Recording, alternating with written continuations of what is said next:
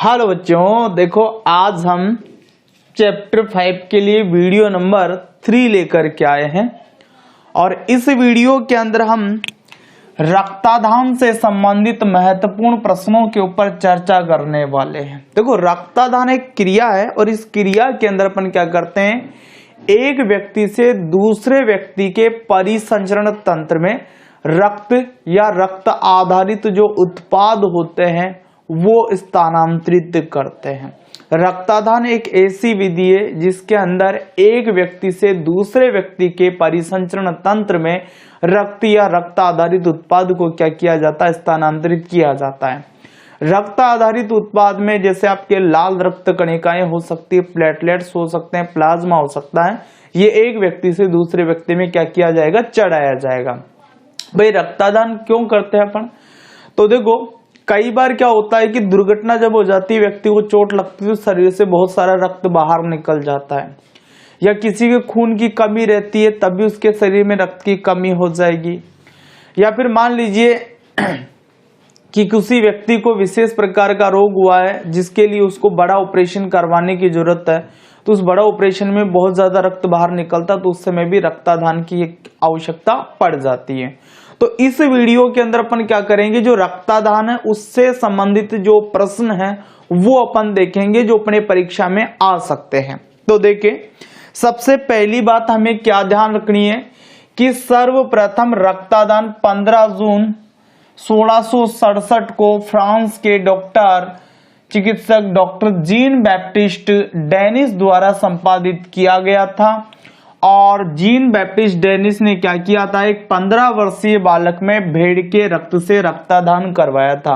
मतलब वो जो 15 वर्षीय बालक था उसके अंदर इन्होंने भेड़ से रक्त चढ़ाया था। हालांकि इसके 10 वर्ष बाद में ही जानवरों से मनुष्य के अंदर जो रक्त चढ़ाया जाता वो क्रिया बंद कर दी गई थी, क्योंकि इससे कई लोगों की मृत्यु हो जाया करती थी। लेकिन हमें ध्यान रखना है कि 15 जून 1667 को फ्रांस के चिकित्सक थे जीन बैप्टिस्ट डेनिस और उनके द्वारा सर्वप्रथम रक्तदान संपादित करवाया गया था। जॉन बैप्टिस्ट डेनिस ने 15 वर्षीय एक बालक में भेड़ के रक्त से रक्तदान करवाया था। तो इसी जानकारी से हमें दो प्रश्न ध्यान रखने। देखो, प्रश्न नंबर है 1 कि सर्वप्रथम रक्तदान कब संपादित किया गया था, तो सर्वप्रथम रक्तदान 15 जून 1667 में संपादित किया गया था। इसके बाद में अगला प्रश्न अपना है कि सर्वप्रथम रक्तदान किसके द्वारा संपादित किया गया था, तो किसके द्वारा संपादित किया गया था, फ्रांस के चिकित्सक डॉक्टर जैन बैप्टिस्ट डेनिस के द्वारा ये संपादित किया गया था। ठीक है, दो प्रश्न अपने तैयार हुए। क्या पहली चीज कि रक्तदान कब संपादित किया गया था, तो 15 जून 1667 को ये संपादित किया गया था। किसके द्वारा संपादित किया गया था, तो फ्रांस के ही डॉक्टर थे, डॉक्टर जीन बैप्टिस्ट डेनिस, उसके द्वारा ये काम करवाया गया था। उन्होंने एक 15 वर्षीय बालक के अंदर क्या किया था, भेड़ से रक्तदान करवाया था। अब देखिए, जब एक व्यक्ति दूसरे व्यक्ति में रक्त चढ़ा रहा है, एक व्यक्ति दूसरे व्यक्ति को रक्तदान कर रहा है, तो जो व्यक्ति रक्त का दान कर रहा है उसके शरीर से रक्त बाहर निकाला गया है, तो सीधी सी बात है, जो शरीर से रक्त बाहर निकाला गया है उसमें प्लाज्मा भी होता है और रक्त कणिकाएं भी होती हैं। तो जो व्यक्ति रक्त का दान कर रहा है उसके शरीर से जो प्लाज्मा निकला है वो प्लाज्मा 2 से 3 दिन के अंदर वापस बन जाता है, और जो रक्त कणिकाएं होती है वो लगभग 36 दिन के अंदर वापस उसके अंदर बन जाती है। मतलब व्यक्ति जैसे आज रक्तदान कर रहा है तो 2 से 3 दिन बाद में उसके अंदर जो प्लाज्मा उसके शरीर से बाहर निकला वो वापस बन जाएगा उसके शरीर में, और जो रक्त कणिकाएं हैं वो लगभग 36 दिन के बाद में क्या हो जाती है, वापस बन जाती है। तो हमें नेक्स्ट बात यही ध्यान रखनी है। क्या ध्यान रखेंगे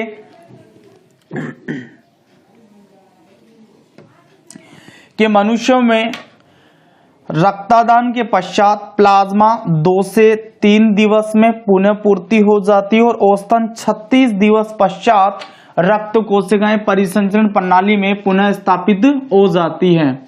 तो रक्त कणिकाएं लगभग 36 दिन में बन जाएगी और प्लाज्मा लगभग 2 से 3 दिन में बन जाएंगे। तो यहां से अपने को दो प्रश्नों का ध्यान रखना। देखो, पहला प्रश्न हमारा क्या बनता है कि मनुष्यों में रक्तदान के पश्चात प्लाज्मा के कितने दिवस में पुनः पूर्ति हो जाती, तो 2 से 3 दिवस में क्या हो जाती, पुनः पूर्ति हो जाती है।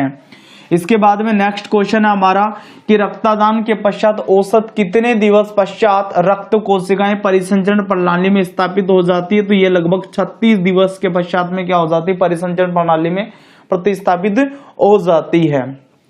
ठीक है, अब देखो भाई, रक्तदान जब भी किया जाता है तो एक व्यक्ति से दूसरे व्यक्ति में रक्त अपन चढ़ाते हैं। तो इसमें क्या होता है, रक्त कई बार खुद का भी काम में लिया जा सकता है और कई बार दूसरे व्यक्तियों से अपन रक्त प्राप्त करते हैं। तो देखो, रक्त के स्रोत के आधार पर रक्तदान जो होता है वो होता है 2 प्रकार का। कितने प्रकार का होता है, 2 प्रकार का, समजात आधान और समजीवी आधान। समजात में तो अपन क्या करते हैं, किसी दूसरे व्यक्ति का रक्त काम में लेते हैं, और समजीवी में खुद का ही संग्रहित रक्त क्या किया जाता है, काम में लिया जाता है। तो देखो भाई, ऐसा आधान जिसमें अन्य व्यक्तियों के संग्रहित रक्त का उपयोग किया जाता, उसे तो अपन बोलते हैं समजात आधान। और समजीवी आधान ऐसा आधान जिसमें व्यक्ति का स्वयं का संग्रहित रक्त काम में लिया जाता है, उसे क्या बोला जाता है, समजीवी आधान बोला जाता है। तो ये हमें याद रखना है कि रक्त के स्रोत के आधार पर रक्तदान जो होता है 2 प्रकार का होता है, समजात आधान और समजीवी आधान।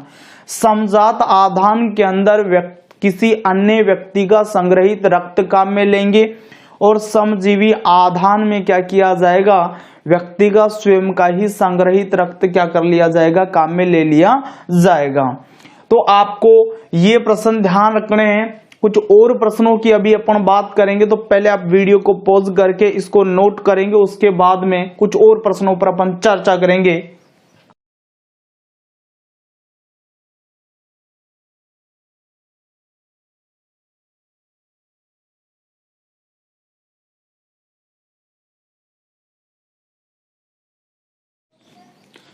हाँ जी, देखो अब नेक्स्ट प्रश्न देखो, जो अभी अपन ने समजीव और समाधान जो पढ़ा, समजात पढ़ा था, उसके आधार पर क्या क्वेश्चन हो सकता है। तो देखो, यहाँ प्रश्न हमारे सामने कि समजीवी आधान में किसका उपयोग होता, हमने थोड़ी देर पहले पढ़ा था। अभी भाई, यदि दूसरे व्यक्ति से रक्त लें तो वो समजात कहलाता है, और खुद का ही संग्रहित काम में लें तो वो समजीवी कहलाता है।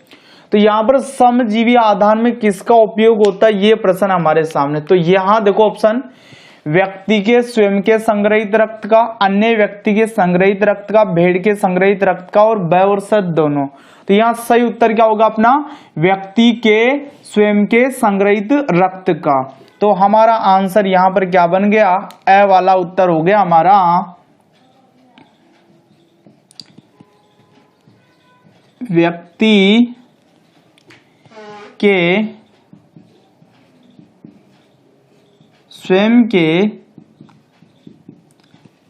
संग्रहित रक्त का।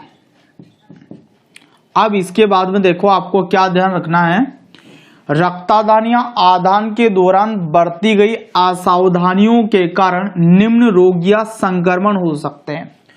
तो हमें देखो ये याद रखना है कि रक्तदान के दौरान बरती गई असावधानियों से कौन से रोग हो सकते हैं। तो यहां पर देखो, पहला रोग है HIV फर्स्ट और HIV सेकंड का संक्रमण, यानी कि रक्तदान के दौरान अपन असावधानी रखते हैं तो उसके कारण इस रोग का संक्रमण हो सकता है, HIV फर्स्ट का और HIV सेकंड का। ऐसे ही दूसरा देखो, HTLV फर्स्ट और HTLV सेकंड का संक्रमण हो सकता है। तो देखो यहाँ पर HIV का पूरा नाम है ह्यूमन इम्यूनोडेफिशिएंसी वायरस, और ऐसे आपके HTLV का जो पूरा नाम होता है वो होता है human T lymphocyte virus, human T lymphocyte virus. ठीक है, तो HTLV और HT1 और 2 ये दोनों हो गए। इसके बाद में हेपेटाइटिस B और C का संक्रमण हो सकता है, क्रू-एडज़ेफेल्ड जेकब रोग का संक्रमण हो सकता है, और रुद्रलयनता हो सकती है। तो ये 5 रोग है जो कि रक्तदान के दौरान बरती गई असावधानियों के कारण होते हैं।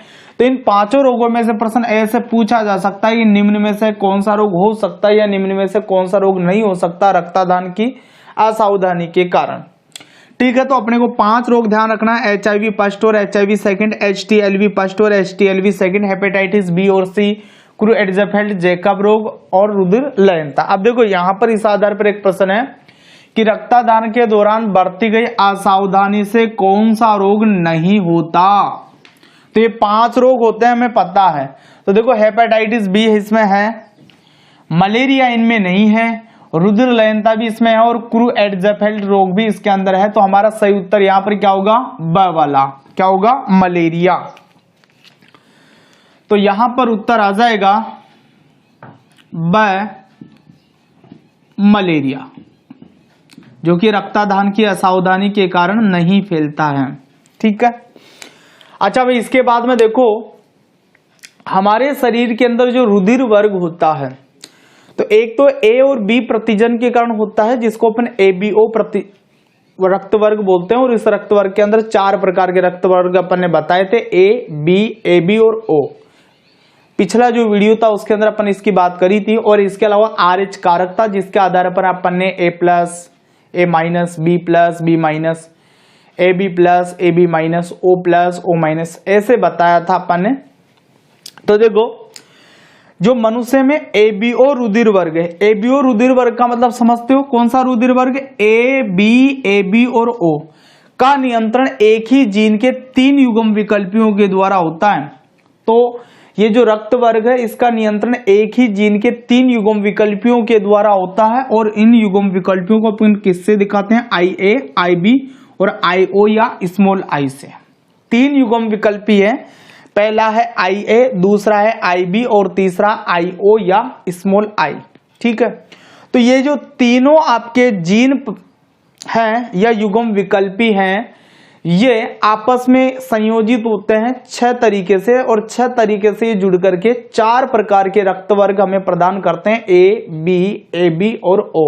तो आगे अपन उसकी भी बात करेंगे कि कौन से जीन प्रारूप पर कौन सा रक्त वर्ग बनेगा। तो पहले आप वीडियो को पॉज करके इनको नोट करो, उसके बाद में उसकी अपन बात करते हैं।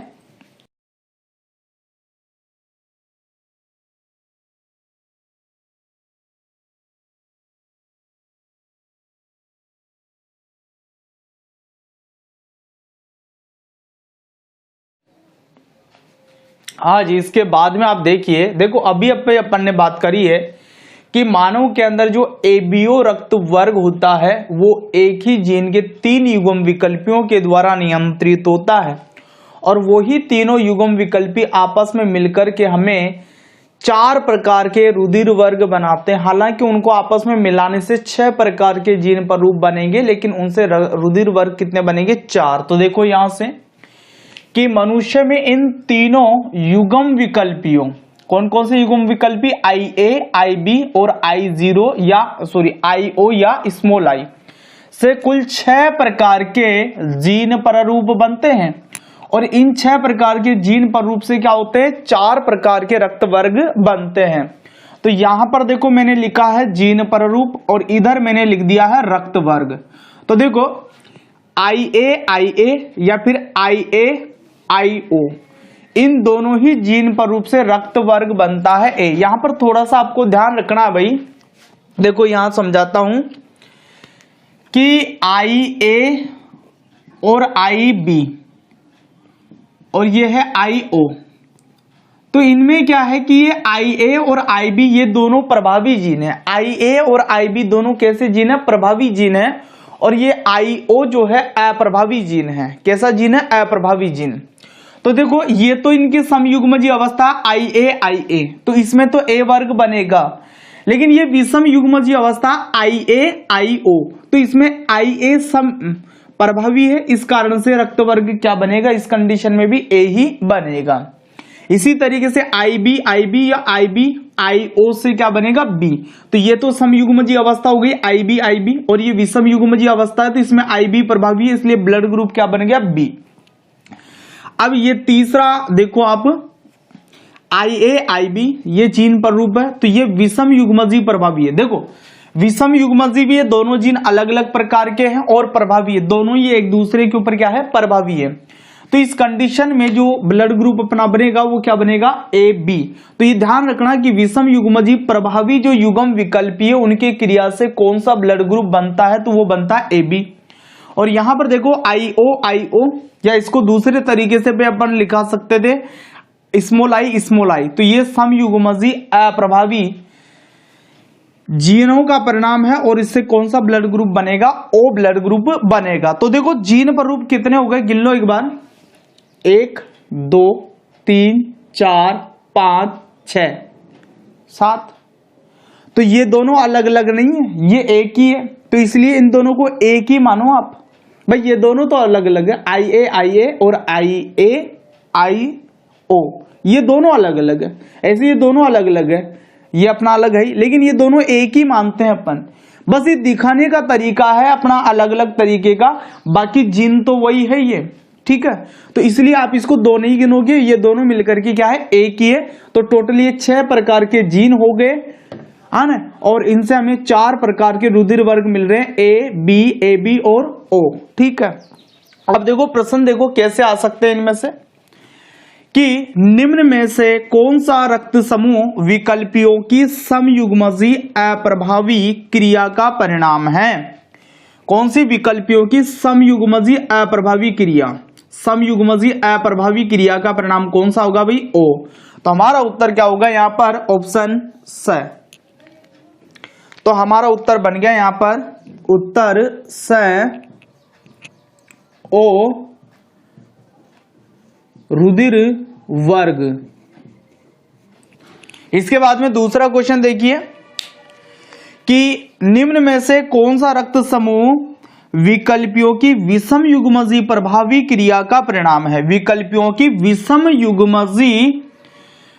युग्मजी प्रभावी क्रिया का परिणाम तो कौन सा होगा भाई? AB रुधिर वर्ग। तो हमारा उत्तर यहां पर क्या बन जाएगा? ऑप्शन द AB रुधिर वर्ग, AB रुधिर वर्ग, ठीक है। तो दोनों प्रश्नों का विशेष रूप से अपने को ध्यान में रखना है। इसके बाद में एक प्रश्न और देखो आप, रक्त में निम्न में से कौन सी कोशिकाएं नहीं पाई जाती है? तो इसको अपने को समझने के लिए क्या करना होगा, पहले अपन रक्त की थोड़ी सी संरचना के बारे में जान लेते हैं। वैसे चैप्टर 2 के अंदर मैंने ये पूरी डिटेल आपको बता रखी है। तो देखो रक्त जो होता है उसको अपन 2 भागों में बांट करके पढ़ते हैं, प्लाज्मा और रक्त कणिकाएं। प्लाज्मा रक्त का जो तरल भाग होता है उसको प्लाज्मा कहते हैं, और प्लाज्मा के अंदर जो कोशिकाएं पाई जाती है उनको अपन बोलते हैं रक्त कणिकाएं। तो रक्त कणिकाएं 3 प्रकार की होती है, लाल रक्त कणिका, श्वेत रक्त कणिका और प्लेटलेट्स, ठीक है। लाल रक्त कणिका, श्वेत रक्त कणिका और प्लेटलेट्स। अब श्वेत रक्त कणिकाएं 2 प्रकार की होती है, अकणिकाणु और कणिकाणु। फिर ये कणिकाणु 3 प्रकार के होते हैं, इओसिनोफिल, बेसोफिल और न्यूट्रोफिल्स। इधर से आपके अकणिकाणु जो होते हैं 2 प्रकार के होते हैं, लिम्फोसाइट या लसिका कोशिकाएं और मोनोसाइट्स। लिम्फोसाइट या लसिका कोशिकाएं और मोनोसाइट्स। तो देखो लिम्फोसाइट्स 3 प्रकार के होते हैं, बी लिम्फोसाइट या बी लसिका कोशिकाएं, टी लिम्फोसाइट्स या टी लसिका कोशिकाएं और प्राकृतिक मारक कोशिकाएं। इधर से मोनोसाइट जो है वैसे तो अकेली ही होती है ये, लेकिन ये क्या होती है, ऊतक के द्रव में जाने के बाद में काफी बड़े आकार की हो जाती है रोगाणु का भक्षण करने के लिए। तो उस कंडीशन में इसको महाभक्षक या माइक्रोफेज बोलते हैं। तो ये मोनोसाइट का ही एक बदला हुआ रूप है। तो आप ये समझ सकते हैं कि ये जितनी भी रक्त कणिकाएं अपन पढ़ रहे हैं, जैसे लाल रक्त कणिका, श्वेत रक्त कणिका, प्लेटलेट्स, इधर से कणिकाणु जिसमें इओसिनोफिल, बेसोफिल, न्यूट्रोफिल, इधर से अकणिकाणु जिसमें लिम्फोसाइट और मोनोसाइट है। लिम्फोसाइट में बी लिम्फोसाइट, टी लिम्फोसाइट प्राकृतिक मारक कोशिकाएं, और मोनोसाइट में महाभक्षक। ये सारी कोशिकाएं जो होती है रक्त के अंदर क्या होती है, पाई जाती है। तो यहाँ प्रश्न हमारे पास में कि रक्त में निम्न में से कौन सी कोशिकाएं नहीं पाई जाती। तो आप समझ सकते हैं कि लाल रक्त कोशिकाएं रक्त में होती है, श्वेत रक्त कोशिकाएं भी रक्त में पाई जाती है, और बी लसिका कोशिकाएं। देखो इसी का मैंने दूसरा नाम बताया था, बी लसिका कोशिका। लिम्फोसाइट की जगह लसिका कोशिका भी अपन बोल सकते हैं। तो बी लसिका कोशिकाएं भी इसके अंदर पाई जाती है। तो इसमें कौन सी कोशिकाएं नहीं है आपके? उपकला कोशिकाएं। रक्त में नहीं पाई जाने वाली जो कोशिकाएं हैं वो कौन सी कोशिकाएं हैं? उपकला कोशिकाएं। तो हमारा उत्तर यहां पर क्या बन जाएगा? उत्तर द उपकला कोशिकाएं। उपकला कोशिकाएं। तो ये हो गई बातें अपनी। अब इसके बाद में अपन क्या करेंगे कि जो रक्त वर्ग है उसकी आनुवांशिकता से संबंधित जो बातें हैं, उनसे संबंधित जो रोग होते हैं उसके बारे में अपन पढ़ेंगे। तो वीडियो पॉज करके इसको आप नोट कर लीजिए।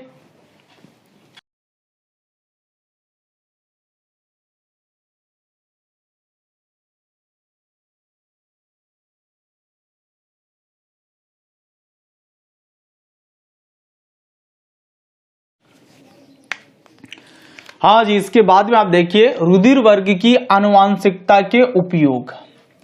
तो रुधिर वर्ग की जो आनुवांशिकता है इसके 4 उपयोग आपको याद करने हैं। पहला है पैतृकता संबंधी विवादों को हल करने में। देखो पैतृकता संबंधी विवादों को हल करने में इसका उपयोग कैसे होता है। इससे मान लीजिए कोई बच्चा है जिसके वास्तविक माता पिता से वो बिछड़ गया है, तो ये जांच करने में कि वो बच्चा जो है वास्तव में किसका, ये जांच करने में अपन रुधिर वर्ग का इस्तेमाल करते हैं। तो इसको अभी अपने एक उदाहरण की सहायता से समझ भी लेते हैं। भाई पैतृकता संबंधी विवादों को हल करने में जो रुधिर वर्ग है उसका इस्तेमाल कैसे किया जाता है। तो मान लीजिए एक शिशु है और शिशु का रुधिर वर्ग है बी। अब 2 अलग अलग दंपति है। प्रथम दंपति है जिसमें पुरुष का ब्लड ग्रुप O और स्त्री का ब्लड ग्रुप AB है, और जो द्वितीय दंपति है वो उसमें पुरुष का ब्लड ग्रुप A और स्त्री का रुधिर वर्ग है B। हमें ये पता लगाना है ये दोनों दंपति जो है इस शिशु के ऊपर अधिकार जता रहे। हमें ये पता लगाना है कि वास्तव में ये जो बच्चा है ये दोनों में से कौन से दंपति का है। तो देखो रुधिर वर्ग O है तो इसका जीन प्ररूप स्मॉल आई या IO ही रहेगा, और रुधिर वर्ग AB है तो इसका जीन प्ररूप जो है IB रहेगा। तो ये तो अपन याद भी रख सकते हैं क्योंकि ये फिक्स है, इनका जीन प्ररूप यही होता है। इधर द्वितीय दंपति में देखो जो पुरुष है इसका रुधिर वर्ग है A, तो यहां पर अपने को जीन प्ररूप दिया हुआ होगा, जैसे यहां पर दिया हुआ में IA, क्योंकि ये जो रुधिर वर्ग A है ये 2 जीन प्ररूपों में बनता है। इसके अलावा एक जीन प्ररूप ये भी होता है, इसमें भी ब्लड ग्रुप A ही होता है और इसमें भी यही होता है। तो इसलिए अपने को दिया जाएगा ये भाई जीन प्ररूप क्या है। ऐसे देखो यहाँ पर जो स्त्री है इसका रुधिर वर्ग है B, तो यहाँ पर अपने को जो इसका जीन प्ररूप दिया है IB स्मॉल I दिया है। हाँ, इसकी जगह जीन प्ररूप ये भी हो सकता था, लेकिन जो हमें प्रश्न में दिया गया है उसी के अकॉर्डिंग अपन जीन प्ररूप को क्या करेंगे, काम में लेंगे। तो जब भी A और B ब्लड ग्रुप की बात होगी तो हमें जीन प्ररूप दिया हुआ होगा, लेकिन O और AB ब्लड ग्रुप है तो उसका जीन प्ररूप आपको दिया भी जा सकता है और नहीं भी दिया जा सकता है। तो आप याद भी रख लें, या दिया हुआ है तो उससे कर लें, जीन प्ररूप वही रहेगा। तो देखो भाई हम ये देखना चाहते हैं भाई इसमें से कौन सा जो दंपति है वो रुधिर वर्ग B वाला जो शिशु है वो पैदा कर सकते हैं। तो इसके लिए अपने को मेंडल के नियम काम में लेने होंगे, क्योंकि रुधिर वर्ग की जो भी आनुवंशिकता है या उनकी जो वंशागति है वो मेंडल के नियमों के अनुसार होती है। तो ये हमने क्या लिख रखा है यहाँ पर, जीन प्रारूप लिख रखा है। क्या लिख रखा है, जीन प्रारूप। ऐसे यहां पर भी अपन ने क्या लिख रखा, जीन प्रारूप लिख रखा है। ठीक है, अब देखो भाई यहां पर सबसे पहले अपन युग्मक बनाएंगे। तो युग्मक इसमें 2 प्रकार के बनेंगे, स्मॉल I और स्मॉल I। सॉरी, एक ही प्रकार के होंगे, 2 युग्मक बना तो रहे हैं लेकिन दोनों युग्मक एक ही प्रकार के होंगे, स्मॉल I वाले। और यहां पर जो युग्मक है वो 2 बना लेते हैं, एक तो IA और दूसरा कौन सा, IB। भाई युग्मक में दोनों जीनों में से कोई एक ही जीन होता है। यदि दोनों जीन एक ही प्रकार के हैं तो युग्मक एक ही प्रकार के रहेंगे, और दोनों जीन अलग अलग प्रकार के हैं तो युग्मक भी अलग अलग प्रकार के ही बनेंगे। तो इसमें ये 2 युग्मक बन गए, इसमें भी ये 2 युग्मक बन गए। अब इनको मिला करके निषेचन करवा करके अपन क्या करेंगे, संतति बनाएंगे। तो ये युग्मक है, इससे पहले एक बार तो इसको मिला लेते हैं और इसी युग्मक को एक बार इससे मिला लेते हैं। तो देखो क्या बनेगा, IA स्मॉल I, और इसको जब इससे मिलाया तो क्या बनेगा, IB स्मॉल I। ठीक है, अब इसको भी इन दोनों से एक एक बार मिलाना है। तो एक बार तो इससे मिलाया मैंने और एक बार इससे मिलाया। तो यहां पर जीन प्रारूप देखो क्या बनता है, इसको इससे मिलाया था तो IA स्मॉल I, और इसको इससे मिलाया तो क्या बना, IB स्मॉल आई। देखो यहां पर जो ब्लड ग्रुप बनने वाला है वो ए बनेगा, यहां पर जो ब्लड ग्रुप बनने वाला है वो बी बनेगा, यहां पर ब्लड ग्रुप ए और यहां पर ब्लड ग्रुप बी बनेगा। तो ये तो हो गया आपके जो भी शिशु बन रहे हैं उनके जीन प्रारूप, और ये नीचे वाले क्या हो गए, रक्त वर्ग हो गए। जो शिशु पैदा हुआ उसके रक्त वर्ग ये हो गए। तो यहां पर ए और बी यानी कि ये दंपति ए ब्लड ग्रुप वाला शिशु पैदा कर सकता है और बी ब्लड ग्रुप वाला शिशु पैदा कर सकता है। इस नीचे वाले में देख लीजिए, तो इसी तरीके से आपको काम करना है। यहां पर दो जीन है, तो दोनों को अलग अलग युग्मकों में डाल दो, IA और IA। इसको देख लो आप, तो इसमें भी आप दो युग्मक बना लो। पहले में IB जीन डाल दो और दूसरे में स्मॉल आई वाला जीन डाल दो। अब निषेचन करवाना आपको, तो सबसे पहले इसको इससे करवा लेते हैं एक बार तो, और एक बार इसको इससे करवा लेते हैं। तो जब इन दोनों को अपन ने मिलाया तो क्या बना, IA IB, और जब इसको और इसको मिलाया तो क्या बनेगा, IA स्मॉल आई। ठीक है, इसको अब इन दोनों से मिलाना है एक एक बार, तो इसको अपन इससे मिला लेते हैं और इसको इससे मिला लेते हैं। तो जब इसको इससे मिलाया तो बनेगा अपने पास में IA IB, और जब इसको इससे मिलाएं तो क्या बनेगा, IA स्मॉल आई। तो यहां पर आप देखो ब्लड ग्रुप बनेगा AB, यहां पर ब्लड ग्रुप बनेगा A, यहां पर ब्लड ग्रुप बनेगा AB और यहां पर ब्लड ग्रुप बनेगा A। तो ये हुआ आपका जीन प्रारूप, और ये हो गए आपके रक्त वर्ग, जो शिशु बन रहे हैं उनका रक्त वर्ग। तो देखो ये द्वितीय दंपति आपके AB ब्लड ग्रुप वाला शिशु पैदा कर सकते हैं और A ब्लड ग्रुप वाला शिशु पैदा कर सकते हैं। तो अब आप देख सकते हैं कि शिशु का रुधिर वर्ग B है, तो कौन सा दंपति B वर्ग वाला शिशु पैदा कर सकता है, तो ये प्रथम दंपति जो है यही B ब्लड ग्रुप वाला शिशु पैदा कर सकता है। मतलब ये हुआ कि जो प्रथम दंपति है यही इस शिशु के क्या है, वास्तविक माता पिता हैं। तो यहां पर अपन चाहें तो लिख सकते हैं भाई इसके वास्तविक माता पिता जो हैं वो कौन से वे, प्रथम दंपति हुए। कौन से दंपति, प्रथम दंपति ही इसके वास्तविक माता पिता हो गए। तो इस तरीके से पैतृकता संबंधी विवादों को हल करने में अपन ब्लड ग्रुप का इस्तेमाल करते हैं। हालांकि ये जो पद्धति है इसमें कई बार ऐसे दंपति भी आपको देखने को मिलते हैं कि ब्लड ग्रुप मैच हो जाता है, यानी कि दोनों दंपति कोई एक ही प्रकार का ब्लड ग्रुप वाला शिशु पैदा कर सकता है। तो आजकल एक नई चीज चल रही है जिसको अपन बोलते हैं फिंगर प्रिंटिंग। तो उस विधि के द्वारा जो बच्चा है उसके वास्तविक माता पिता को पहचाना जाता है। बाकी ये विधि भी काम में ली जा सकती है। ठीक है, दूसरी चीज देखो, आनुवांशिक रोग जैसे हीमोफीलिया आदि के इलाज में, तो रुधिर वर्ग की जो आनुवांशिकता है उसमें हीमोफीलिया, जो आनुवांशिक रोग है हीमोफीलिया, इसके इलाज में भी इसका उपयोग होता है। नवजात शिशुओं में लयनता के इलाज में, लयनता का मतलब है कि आरबीसी जो है रक्तवाहिनियों में विघटित हो रही है जिससे खून की कमी आ रही है, तो उसके इलाज के अंदर भी अपन क्या करते हैं, रक्त वर्ग की जो आनुवांशिकता है उसका उपयोग करते हैं। और इसके अलावा सफल रक्ताधान में भी इसका उपयोग किया जाता है।